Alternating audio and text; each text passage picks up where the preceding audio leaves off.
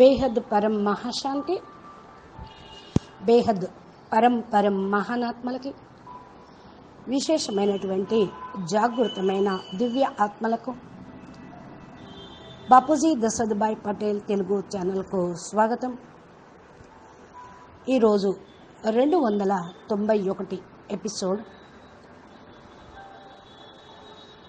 ఈరోజు మంచి ఆధ్యాత్మిక ఉదాహరణలతోటి పురుషార్థాన్ని పెంచుకొని మనం పరంపదాన్ని అమృతమయం వైపుకు వెళ్ళుటకు పురుషార్థం చేద్దాము.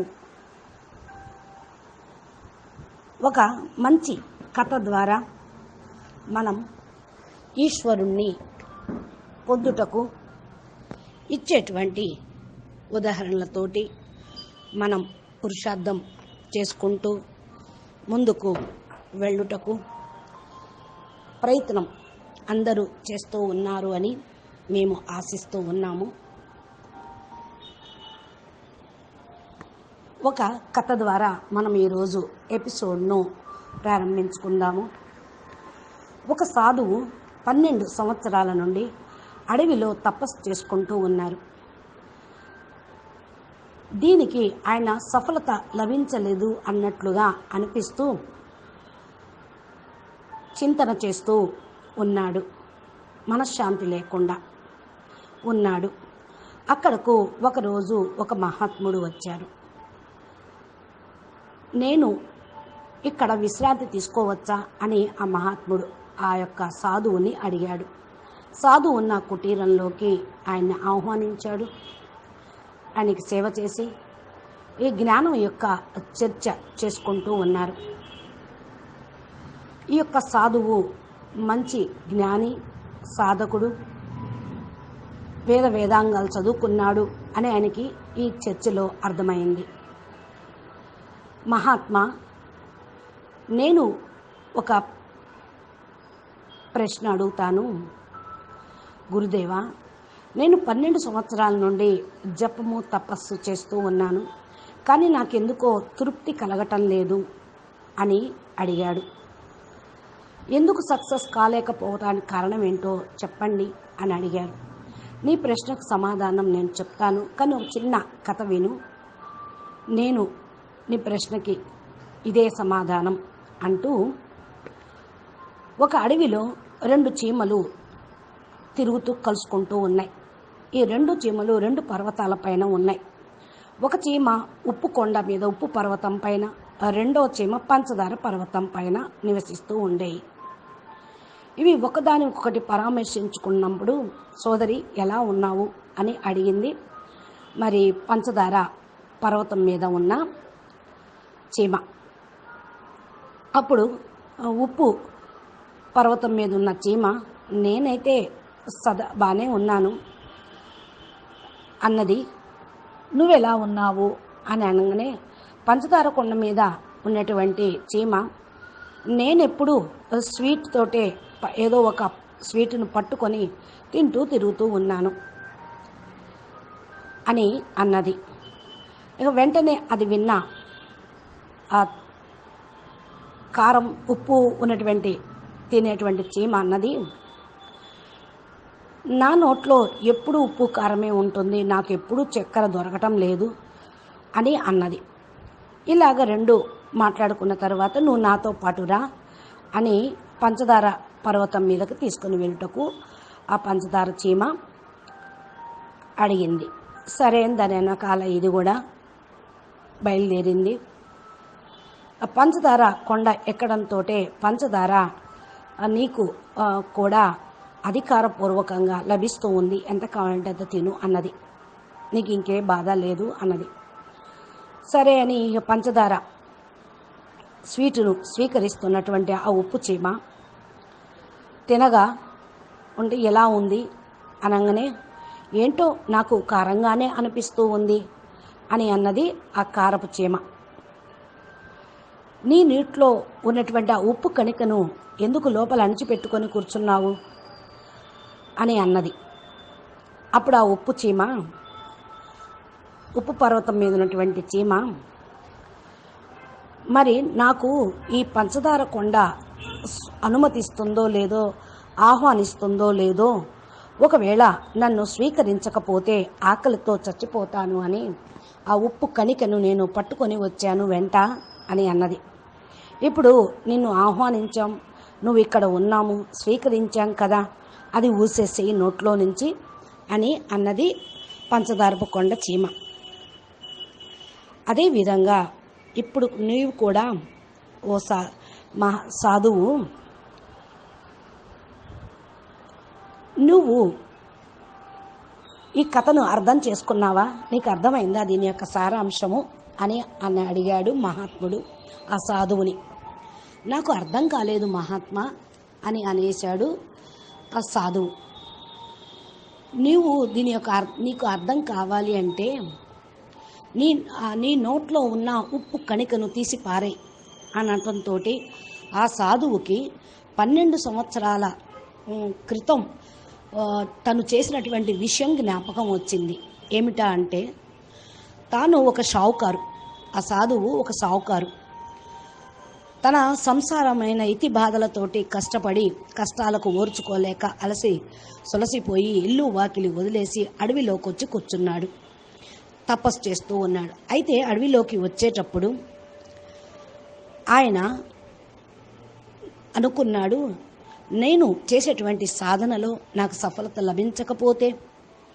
సాధించలేకపోతే అప్పుడు నేనేం కావాలి అనుకొని తన వెంట ఒక వజ్రాన్ని తీసుకొని వచ్చి తన కుటీరంలో దాచిపెట్టుకున్నాడు. దాన్ని ఈ మహాత్మ ఉప్పు కణికగా అనుకొని భావించాడు. అప్పుడు ఆ సాధువు గుర్తొచ్చి ఈ వజ్రంను తీసి మీరు ఏదైనా మంచి కార్యక్రమానికి వాడండి అని ఇచ్చేశాడు. అంటే ఏంటి? దీని యొక్క అవసరం నాకు ఇప్పుడు లేదు, నాకు బోధపడింది స్వామి మీరు చెప్పినటువంటి కథ ద్వారా అని అన్నాడు. మరి మోహము వల్లనే నేను ఇప్పటి వరకు నా సాధనలో సఫలీకృతం కాలేదు. నాకు సఫలీకృతం కాదేమోనో అనుమానం కూడా నాలో ఉన్న కారణం వల్లే కదా నేను దీన్ని తెచ్చుకొని దాచిపెట్టుకున్నది. నాకు అర్థమైంది స్వామి అని అన్నాడు. దీనితో మనకు అర్థమైంది ఏంటి అంటే, ఆత్మ సమీక్షణ పొందటం కోసం మానవుడు తాను చేసినటువంటి చిన్న చిన్న తప్పులను మర్చిపోతారు. సాధనలో కూర్చున్నప్పుడు కూడా మన సబ్ కాన్షియస్ మైండ్ లోపల కానీ కాన్షియస్ మైండ్లో కానీ ఏదైతే ఉంచుకుంటూ ఉంటామో అదే మాటి మాటికి జ్ఞాపకం వస్తూ అసఫలత పొందుతూ ఉంటాం. త్యాగం చేసి వాళ్ళు కూడా వాళ్ళ యొక్క తెలివితేటల్ని చూపిస్తూ ఉంటారు. మేమంత త్యాగం చేసాం, మేము ఎంత త్యాగం చేసాం, అది పొందాం, ఇది పొందామని. యోగము తపస్సు చేస్తున్నప్పటికీ కూడా వారి లోపల ఏ ఆలోచనలు ఉంటూ ఉంటాయి. నేను ఈ పరిస్థితుల్ని పాస్ కాకపోతే అనుకుంటూ చింతనలో ఉంటారు. ఇంకేం సక్సెస్ అవుతారు? కాబట్టి ఏదైతే మన జీవిత లక్ష్యంగా పొందామో దానికోసమే అంతిమం వరకు సాగుతూనే ఉండాలి, పరమాత్మను తోడు తీసుకొని. ఇది నా యొక్క లాస్ట్ జన్మగా కావాలి, జీవన్ముక్తిని పొందాలి, నాకు ఈ మానవ జన్మ అనేది లభించిందే పరమ లక్ష్యాన్ని చేరుటకు అని ధ్యేయం పెట్టుకుంటే ఇంకా ఏ ప్రశ్న అనేది ఉండదు, ఏ టెన్షను, ఏ తగులుపాటు, ఏ బాధ, చింతన అనేది ఉండదు. మైండ్ కూడా ఒక్కోసారి కన్ఫ్యూజన్ అయిన కొద్దీ మీరేమీ పొందలేకపోతూ ఉంటారు. అయితే జీవిత లక్ష్యాన్ని సరిగ్గా పెట్టుకోలేని కారణం వల్ల సంశయం అనేది వస్తూ ఉంటుంది. అది జ్ఞానం పైన కానీ, ఆత్మ పైన కానీ, పరమాత్మ పైన కానీ, లేక డ్రామా పైన కానివ్వండి. ఈ సంశయం రావటం వలన కన్ఫ్యూజన్, ఫోకస్ మారిపోతూ ఉంటుంది. లైఫ్ లోపల కానివ్వండి అహంకారం ఉన్నా కూడా సక్సెస్ కాలేరు. లక్ష్యంను చేరుకున్నటకు ఇవే విఘ్నం అవుతూ ఉంటాయి. జగత్ మిథ్య అనేది తెలుసు మీ అందరికీ కూడా. మరి పైన మహానాత్మ, ఎంతమంది మహానాత్మలో ఈ భూమి మీదకు వచ్చారు, వారి వారి యొక్క కోరికల్ని జయించలేక ఎంతోమందిని మహాత్ములు వచ్చారు, వెళ్ళిపోయారు. చాలా జన్మలు తపస్సు చేసినా కూడా సాధించలేని వాళ్ళు ఉన్నారు. మరి జనక మహారాజు సామ్రాట్ అయినప్పటికీ కూడా రాజ ఋషిలాగా జీవించి జీవన్ముక్తుడయ్యాడు. ఈ ఎగ్జాంపుల్ మనం తీసుకోవాలి. ఇలాంటి విషయాలు చెప్పినా కూడా యవ్వనంలో ఉన్న వాళ్లకు పెద్దగా అర్థం కావు. అదే అంతిమ గడియలు వచ్చినాయి అనుకోండి, అప్పుడు వారు విన్నవి, వారు చేసినవి, చేయాల్సినవి ఏంది, చేయకూడదు ఏందో అవన్నీ కూడా జ్ఞాపకం వస్తూ ఉంటాయి. అందుకనే ఇక్కడ మనం తెలుసుకోవాల్సింది జీవితం అనేది అప్పటికి గడిచిపోతుంది అని. అందుకనే జ్ఞానం తెలుసుకున్న తర్వాత ఈ ఉప్పు చీమలాగా మనము పట్టుకొని కూర్చోకూడదు. భగవంతుడు ఇచ్చిందే స్వీకరించాలి. మనకు పరమాత్మ ఏది ఇవ్వాలో అది ఇస్తాడు. ఇచ్చిన దాంట్లో సంతృప్తిని కలిగి ఉండాలి.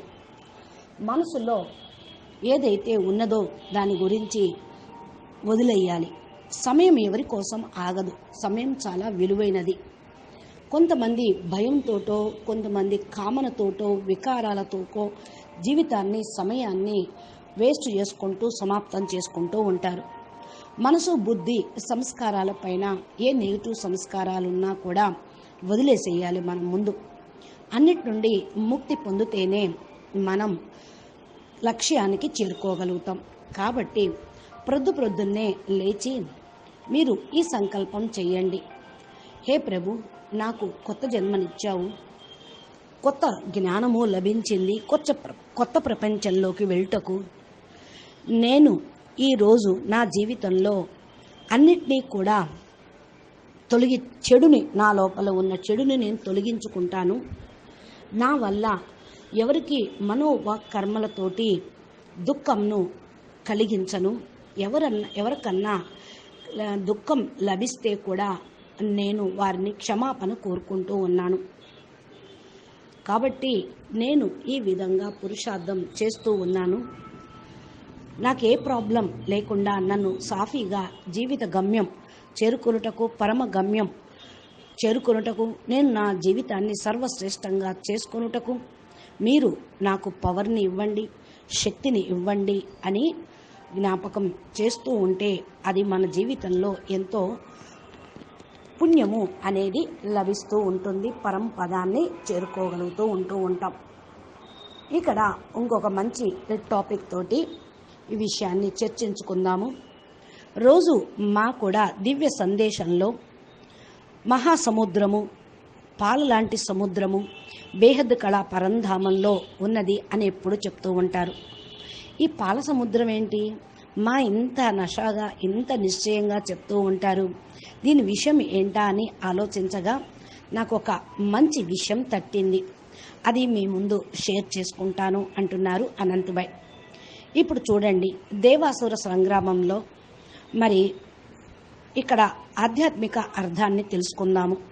పాల సముద్రాన్ని దేవాసురులు సాగర మథనం చేశారు అని మనకు తెలిసిన కథే. ఇది సాగర మథనం అంటేనే ఏకాగ్రత, జాగృతులై ఉండటం, ఆత్మచింతనతోటి మరి పరమ పదాన్ని పొందటం. ఇక్కడ స్వర్గలోకాన్ని అసురులు హస్తగతం చేసుకొని దేవతల్ని పరాజితం చేశారు. ఇది కూడా ఒక ఈశ్వరీయ ఇచ్ఛ, అంటే కర్మ సిద్ధాంతం కూడా ఇక్కడ ఉన్నది. ఇంద్రుడు కూడా భోగ విలాసాల్లో ఇరుక్కుపోయి చిన్న పెద్ద లేకుండా వ్యవహరిస్తున్న కారణం వల్ల, ఎవరిని పట్టించుకోలేని కారణం వల్ల దుర్వాస మహర్షి శాపం పెట్టాడు. ఆ శాపంతో ఆయన పవర్స్ను కోల్పోయారు. దేవతలు కూడా పవర్స్ అన్నిటినీ కూడా కోల్పోయారు. అంటే మనకు ఒక మంచి స్థితి లభించిన తర్వాత ఒక పదవి, ఇంద్రుడు అంటే ఇంద్రియాలని జయించిన వాడు ఇంద్రుడు. అయితే ఆ స్థానం లభించడంతో మనము అహంకారంలోకి రాకూడదు. ఏదైనా సిద్ధి రెద్ది ప్రాప్తి లభించినా కూడా ఇంకప్పుడు భోగ విలాసాల్లో దాంట్లో ఇరుక్కుపోతూ ఉంటారు. యోగంలో కూడా మనసు భ్రమిస్తూ ఉంటుంది, ఏకాగ్రతని కోల్పోతూ ఉంటారు. ఇక్కడ మనము తెలుసుకోవాల్సినటువంటి విషయము, సాకర మదనం విష్ణుమూర్తి విషయం కూడా మనకు తెలిసిందే.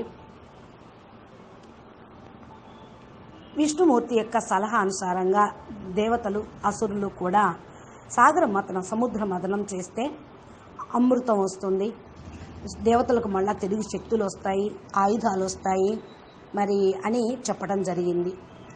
మరి దేవతలోనూ శక్తిని కోల్పోయి శక్తిహీనులయ్యారు, అసురులు బలవంతులయ్యారు. మరి దీనికి ఇద్దరు సహయోగం కావాలి. అసురులు సమర్థులు, వాళ్ళ దగ్గర బలం ఉంది అని చెప్పినటువంటి విష్ణువు ఆ మాటను పట్టుకొని రాక్షసుల దగ్గరకు వచ్చి వాళ్ళని సంతృప్తిపరిచి, రెండు పక్షాల్లో కూడా లాభం ఉంటుంది. ఏది ఇప్పుడు సముద్ర మథనం తోటి ఏదైతే సముద్రం లోపల నిధి నిక్షేపాలన్నీ కూడా స్వర్గానికే మీకు చెందుతాయి, స్వర్గలోకానికి పంపిస్తామనగానే అసురులు స్వర్గాధిపతులు కాబట్టి ఆ సమయంలో అన్నీ మాకే లభిస్తాయి అని అనుకోవటంతో ఒప్పుకున్నారు. ఈ యొక్క సాకర మథనం అంటేనే మనసు చైతన్యము మరి ప్రతీక. ఏకాగ్రతతోటి జాగృతమై ఆత్మ సాక్షాత్కారము, ఆత్మ జ్ఞానాన్ని పొందిన దానికి గుర్తు. ఎప్పుడైతే మరి సాగర మథనంతో అమృతం వస్తుంది అని తెలిసినటువంటి దేవతలు వాళ్ళు ఏ విధంగా అయినా అమృతాన్ని తాగాలి అనే ఉద్దేశంతో మనము ఈ విధంగా చేద్దాము అని వాళ్ళు ఆలోచించారు. ఇక్కడ ఏంటి అంటే ఆత్మ జ్ఞానం అనేది ఒక అమృతం. ఆధ్యాత్మిక సాధనతోటి జ్ఞానం యొక్క సాగర మథనంతో అమృతాన్ని పొందటం అన్నమాట. మనసుని ఆత్మ పైన కేంద్రీకృతం చేసి ఏకాగ్రత అనే తోటి సాధించాలి. ఏకాగ్రత లేకుండా లక్ష్యాన్ని పొందటం అనేది అసంభవము అని ఇక్కడ మనకు సందేశం దీని ద్వారా ఇస్తూ ఉన్నారు. ఇక వాసుకి అనే సర్పాన్ని సాగర మథనం లోపల మరి మందర పర్వతానికి తాడులాగా కట్టారు. ఇక్కడ వాసుకి అంటే విషతుల్యమైనటువంటి సర్పం.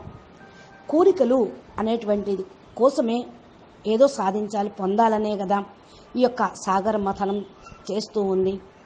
అంటే వాస్తవిక ఒరిజినల్ రూపంలోకి తీసుకొని వెళ్తూ ఉంటుంది.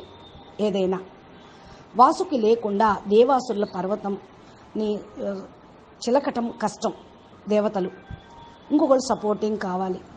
అక్కడ పర్వతాన్ని కవ్వంలాగా ఉపయోగించుకున్నారు. అందుకని ఇక్కడ పర్వతము అంటే కఠినమైనటువంటి ప్రపంచం అనండి, మనసు అనండి, మరి పత్తర్ బుద్ధి, పాషాణ బుద్ధి అంటూ ఉంటారు బాపూజీ. మురళి పాయింట్ ఉంది. దీన్ని చిలకాలి. బుద్ధిని విచార సాగర మథనంలో ఉపయోగించాలి, మనసుని ఉపయోగించాలి. ఆ సమయంలో మనం విషయ సాగరంలో ఉన్నాం, విషయ వాసనలతోటే ఉంటూ ఉంటాం. వాటిని తొలగించుకోవటానికి జ్ఞాన విచార సాగర మథనం చేస్తే అమృతం వస్తూ ఉంటుంది. అనేక అలౌకిక శక్తులు, సిద్ధులు కూడా లభిస్తూ ఉంటాయి. కాబట్టి ఈ యొక్క పర్వతాన్ని కవ్వంలాగా తిప్పడం అనేది జరుగుతూ ఉంది. ఇక్కడ వికారాల నుండి మరి బుద్ధిని తొలగించితే, విషయ వికారాలు అనేవి తొలగిపోతే మనకు శక్తి అనేది ఆత్మశక్తి లభిస్తుంది. అదే విషయ వికారాలు ఉంటే ఆత్మబలాన్ని ఖతం చేస్తూ ఉంటుంది. దీనిలో కూడా మనమైన లోతైన తపస్సు, గహరి డీప్ తపస్సు, ఘోర తపస్సు అంటారు దీన్ని. చేసినప్పుడే మనసులో ఉన్న చెత్త చెదారం అంతా బయటికి వెళ్ళిపోతూ ఉంటుంది. కర్మేంద్రియాలని కంట్రోల్ చేసుకోగలుగుతూ ఉంటాం. మనసు బుద్ధిని ప్రపంచం నుంచి తొలగించుకోగలుగుతాం. విషయ వికారాలను తొలగించుకుంటాం. లేకపోతే విషయ వికారాల్లోనే ఆనందం వెతకటం చేస్తూ ఉన్నప్పుడు విషమే వస్తూ ఉంటుంది. ఎప్పుడైతే మనం ఆనందాన్ని వెతకటం ఆలోచిస్తూ ఉంటామో వీటిని జయించగలుగుతూ ఉంటాం. అప్పుడు జయించినప్పుడే విషం అనేది ఖతమైపోతూ ఉంటుంది. ఇక్కడ మనకు ఏదైతే దేవతా శక్తి పోగొట్టుకున్నాం, అదేవిధంగా మనం ఆత్మశక్తిని పోగొట్టుకున్నాము, ఒరిజినల్ స్టేజ్ని పోగొట్టుకున్నాం, ఆత్మ గుణాలను పోగొట్టుకున్నాం. ఈ బ్రహ్మాండంలోకి వచ్చి దేవతా ఆత్మలైనా, బేహద్దు పిల్లలైనా, స్పెషల్ కేటగిరీ ఆత్మలైనా సరే వాళ్ళు ఈ పంచతత్వాల యొక్క ఆవరణలు, త్రిగుణాలు సతో రజో తమో ఈ గుణాల యొక్క ఆవరణలు ఆత్మ కంటిని అని బాపూజీ చెప్పారు. వీటినన్నిటినీ కూడా తొలగించుకోవాలి.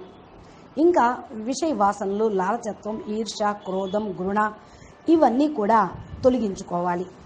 దీనికోసమే ఇక్కడ మనం ఒక సర్పాన్ని ఎగ్జాంపుల్గా తీసుకున్నాము. ఇవి తొలగించుకున్నప్పుడే మనము ఆ సముద్ర మండలం నుండి ఏది అమృతం వచ్చిందో అలాంటి అమృతాన్ని, జ్ఞాన అమృతాన్ని, దివ్య అమృతాన్ని, ఆనంద అమృతాన్ని మనం పొందగలుగుతూ ఉంటాము. ఇక్కడ ఏదైతే ఫస్ట్ ఆలాహలం పుట్టింది అంటారు సాగర మథనంలో.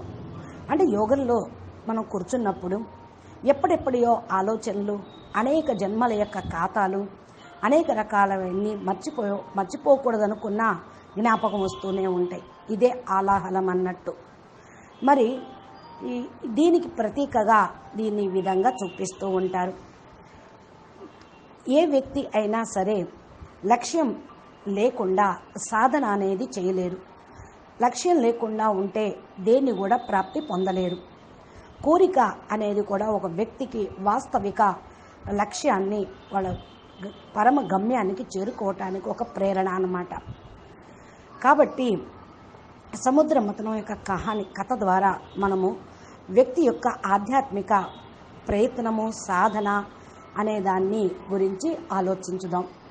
మనసు ఏకాగ్రత చేసి ఇంద్రియాలను నుండి అతీతంగా మనసును తీసుకుని వెళ్ళినప్పుడు కోరికల్ని నియంత్రించుకోగలుగుతూ ఉంటాం.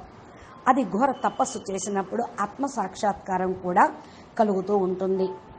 ఇక్కడ మంధర అనేది మౌంట్ పర్వతం అంటే మన్ ధార అంటే ఏంటంటే మనసుని మనన చింతన ధారలోకి పంపిస్తూ ఉండాలి.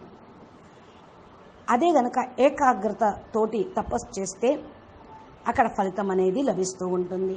అయితే ఈ మనసుని ఒక ఆధ్యాత్మిక ధారలోకి పంపించాలి, అలౌకిక దివ్య శక్తుల పొందాలి అంటే మనకు ఒక ఆధారం, బేస్ అనేది ఉండాలి. అది పరమాత్మ అనేది, దివ్య జ్ఞానము అనేదే దీనికి ప్రతీక, బేస్. అక్కడ కథలో విష్ణుమూర్తి కూర్మావతారంగా ధరించి ఆ యొక్క మందర పర్వతం క్రింద ఉండి చిలకటం కోసం స్థిరంగా ఉంచాడనమాట. ఇక్కడ వాస్తవికంగా దేనికి ప్రతీక అంటే తాబేలు, కూర్మావతారం అంటే తాబేలు దేనికి? సంకీర్తన, విస్తీరణ శక్తి. కర్మేంద్రియాలను అవసరమైతే బయటికి తీస్తుంది, లేకపోతే లోపలికి ముడుచుకుంటూ ఉంటుంది. అలా యోగి అంత కంట్రోలింగ్లో ఉంటాడు.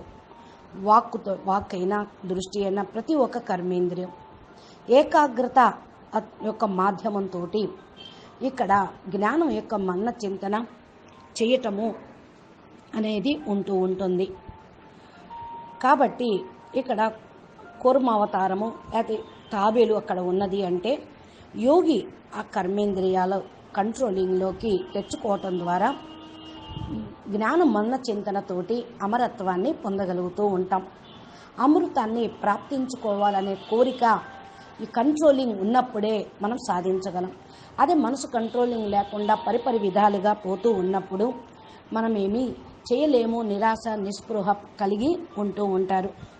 అందుకనే ఎప్పుడైనా సరే ఏమనుకోవాలి అంటే నేను బేహద్కే బేహద్ పరం దివ్య ఆత్మను, నేను బేహద్కే బేహద్ పరం ప్రకాశ స్వరూపాన్ని, నా అస్తిత్వం ఇది, నేను దీనిపైనే లక్ష్యాన్ని ఫిక్స్ చేసుకొని కూర్చున్నాను అని దీనిపైనే ధ్యానం చేస్తూ ఉండాలి. ఇలా అనుకున్నప్పుడే స్థూల శరీరం పైన, సూక్ష్మ కారణ శరీరంలో ఉన్న నెగిటివ్ మొత్తం కూడా తొలగిపోతూ ఉంటుంది. లక్ష్యం పైన మీరు స్థిరంగా ఫోకస్ చేయగలుగుతూ ఉంటారు. ఇక్కడ నెగిటివ్ మథనం చేస్తూ ఉంటే మథనం విషం వస్తూ ఉంటుంది. అదే పాజిటివ్ విచార సాగర మథనం చేస్తూ ఉంటే అమృతం వస్తుంది. మన్ బుద్ధితోటి చేసే సాగర మథనం ఇదంతా. భౌతిక జగత్తు గురించి ఆలోచిస్తూ ఉంటే అది కూడా సాగర మథనమే. అంటే దానితోటి ఏమొస్తుంది? హద్దు శక్తిహీనం అవుతుంది, దానిలోనే ఇరికింప చేస్తూ ఉంటుంది, ఆత్మను బలహీనం చేస్తూ ఉంటుంది. అయితే అదేవిధంగా ఆధ్యాత్మిక జగత్తు గురించి ఆలోచన చేస్తూ ఉంటే మనకు ఆత్మశక్తి పెరుగుతుంది, మరి మనసు కూడా కంట్రోల్లోకి వస్తుంది, బుద్ధిని కూడా స్థిరపరచుకోగలుగుతాం. ఇంకా బుద్ధి జ్ఞానం యొక్క తర్కం నుండి మంచి నిర్ణయం తీసుకుంటూ ఉంటే మనసును 1 సెకండ్లో బుద్ధి కూడా కంట్రోల్ చేయగలుగుతూ ఉంటుంది. మనకు దివ్య బుద్ధి, పరం బుద్ధి, దివ్యమైన మనస్సు, దివ్యమైనటువంటి సంస్కారాలు అలవరుతూ ఉంటాయి. దీనికోసమే బాపూజీ మనకు బేహద్ ప్రపంచం యొక్క ఆది మధ్య అంత్య జ్ఞానం ఇచ్చారు. ఈ బేహద్ జ్ఞానాన్ని మనం బేహద్ పరమ మహా జ్ఞాన సాగరుడు తప్ప ఇంకా అన్య చింతన అనేది మనం చేయకూడదు. జ్ఞానం బాప్ ఔర్ జ్ఞాన్, బాప్ ఔర్ ఆప్, నేను నా తండ్రి, నేను జ్ఞానం, ఆత్మ పరమాత్మ, ఈ చింతన చేస్తూ ఉంటేనే అప్పుడు అమరతత్వం అనేది వస్తుంది, అమృత ధార వెలువడుతూ ఉంటుంది, అమర లోకానికి ఇది తీసుకొని వెళ్తూ ఉంటుంది. కాబట్టి బేహద్దు పిల్లలైనా సరే, జ్ఞానులైనా సరే, జ్ఞానం మన్న చింతన చేస్తూ ఉంటే అమర లోకానికి తప్పకుండా వెళ్తూ ఉంటారు. ఇది చాలా చాలా అవసరం. ఇదే విషయ వికారాలని సమాప్తం చేస్తూ ఉంటుంది. బుద్ధి వాసనలో ఇరుక్కుపోకుండా చూసుకోవటానికి మన మనసు బుద్ధిని తప్పకుండా కంట్రోల్ చేసుకుంటూ వీటికి అతీతంగా కావాల్సి వస్తూ ఉంటుంది. ఇంకా మనము ఇక్కడ అమృతం తాగాలి అనేటువంటి కోరిక అనేది ఉంది కదా, ఏకాగ్రత శక్తితోటి మనము సాధన అనేది చెయ్యాలి. ఇక్కడ ఆలాహలం పుట్టినప్పుడు శివ్ భగవాన్ యొక్క శక్తి ఇక్కడ ఉపయోగపడుతూ ఉంది. విషాన్ని తాగటం కోసం శివుడు శంకరుడు రూపంలో అక్కడికి వచ్చాడు. శంకరుడు ఆలాహలాన్ని తాగాడు, గరడ కంఠుడయ్యాడు. ఇక్కడ శివుడు తాగాడని కాదు, శివుడైతే త్రిగుణాలకు అతీతమైన వాడు, నిరాకారుడు. శంకరుడు అంటే తమో ప్రధానానికి ప్రతీక, వినాశనం కాకుండా కాపాడే, అంటే ఈ విధంగా తన లోపల అన్నీ ముడుచుకునే శక్తి కలిగిన వాడు. సమయము, యుగము, కాలము నిర్ణీత కాబట్టి ఇప్పుడు వాతావరణం అనుసారంగా తను దాన్ని స్వీకరించగలిగాడు. ఎందుకంటే విషానికే విరుగుడు, వజ్రాన్ని వజ్రంతోటే కొయ్యాలి అని అంటారు కదా. కాబట్టి ఆయన లోపల తమో ప్రధానత్వమే ఉంది. కాబట్టి ఈ తమో ప్రధానమైనటువంటి విషము ఆయన ఒక్కడే స్వీకరించి సంభాళించుకోగలడు. ఇక సతో ప్రధానం ఉన్న ఆయన, రజో ప్రధానం ఉన్న ఆయన ఈ తమో ప్రధాన విషాన్ని దిగమింగలేరు. అందుకని గంభీరమైన ఏకాగ్రతతోటి సదా ఎప్పుడు తపస్సు చేసేటువంటి శంకరుడు పరిణామ స్వరూపంగా గరళ కంఠుడయ్యాడు. ఇక్కడ శివుడి యొక్క ఈ శక్తి ఉపయోగపడింది. ఈ 3 శక్తులు ఆయనవే. నిరాకారంగా ఉన్నప్పుడు అతీతంగా ఉంటాడు, 3 దివ్య దేవతలుగా ఉన్నప్పుడు సూక్ష్మ దేవతలుగా గుణాలు బయటకు వస్తూ ఉంటాయి. అందుకనే ఇక్కడ ఫస్ట్ మనము నేర్చుకోవాల్సింది తపస్సు చేస్తూ ఉంటే ఎంత భయంకరమైన నెగిటివ్ అయినా మనం దిగమింగగలుగుతూ ఉంటాం. సముద్రము నుండి విలువైనటువంటి వస్తువులు వచ్చినాయి అనగా మానసిక శక్తి, ఆధ్యాత్మిక శక్తులు ఎన్నో వచ్చినాయి. ఇక్కడ మళ్ళా అమృతాన్ని పంచటానికి మోహిని అనేటువంటి రూపాన్ని సృష్టించారు. ఇక్కడ మోహిని అంటే ఆకర్షణ స్వరూపం. అందరినీ ఆకర్షించి తన వైపు మంచి వాళ్ళకు మంచి, చెడు వాళ్ళకు చెడు చేసింది.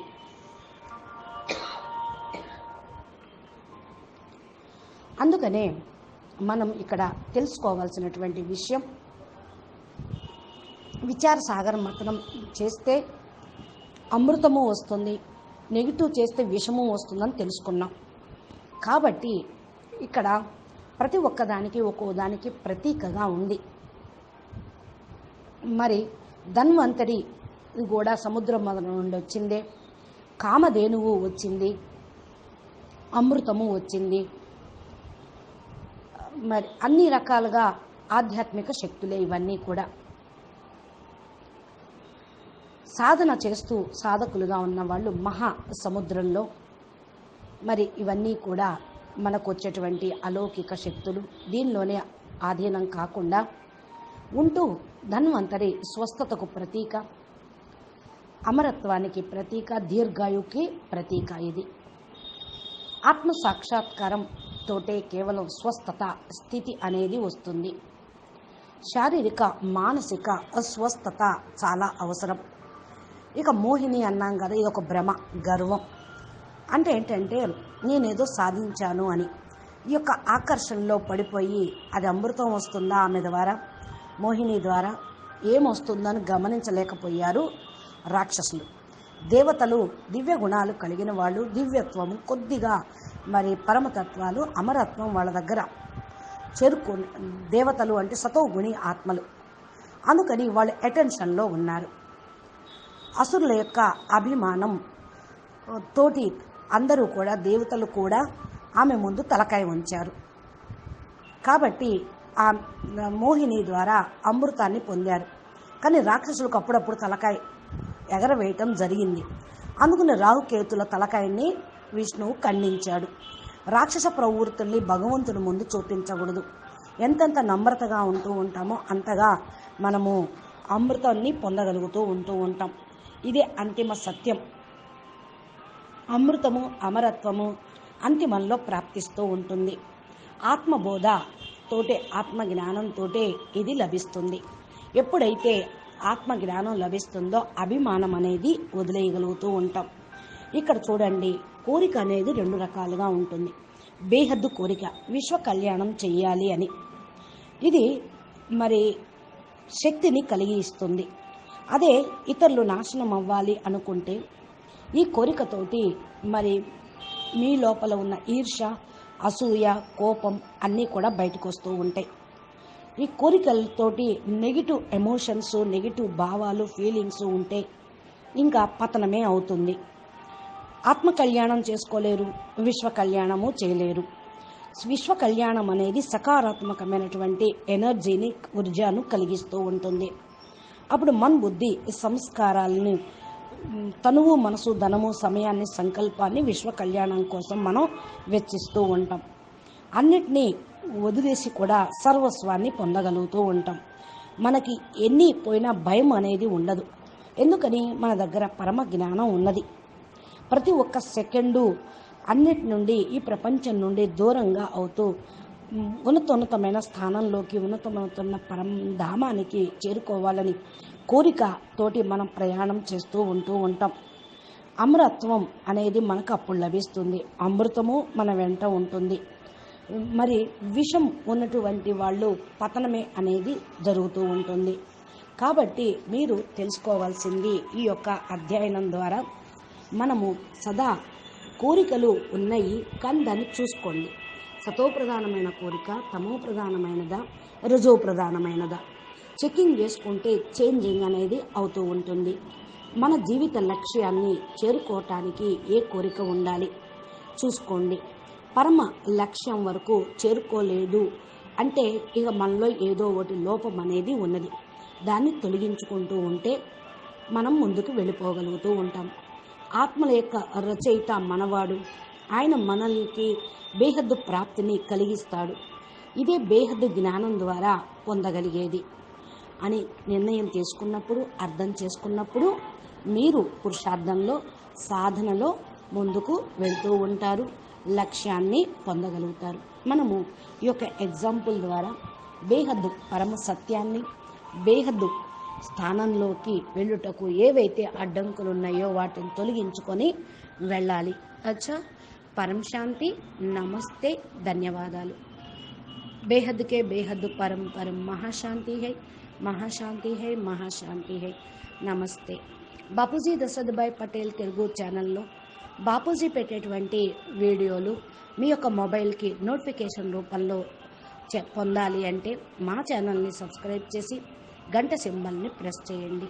అప్పుడు మీకు మీ యొక్క మొబైల్కి చేరుకుంటాయి.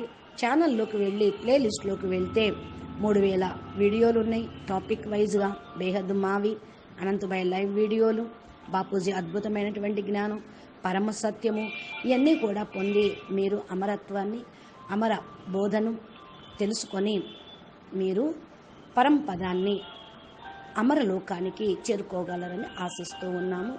నమస్తే. పరం శాంతి. ధన్యవాదాలు.